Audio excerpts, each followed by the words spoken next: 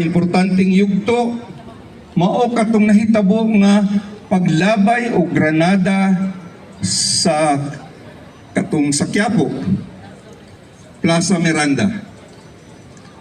Kadto siya nakakugang nga man hapit mahurot ang tanang oposisyon nga mga leader. No? Apan katuusab ang gihimong hinungdan o rason sa kanhi presidente.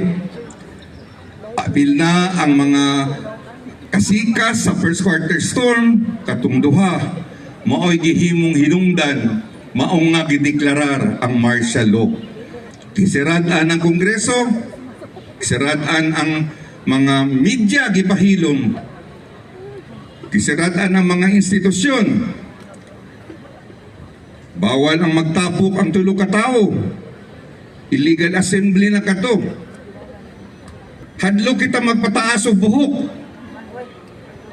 kay dakpon kita sa militar. Magdali-dali kita uli kay mag-curfew na.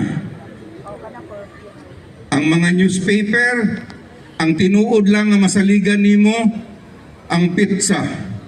Usahay masayop pa. Ang usa pa ka dakong na ay significant, no, nga parte sa kasaysayan, siyempre ang pinakadako ang pagpatay kang Ninoy Aquino. Dito nakita ang height sa fake news.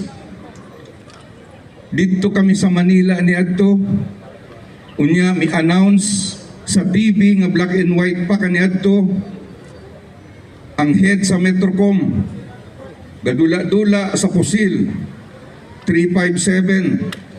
Mao kini ang gigamit sa pagpatay kang Ninoy.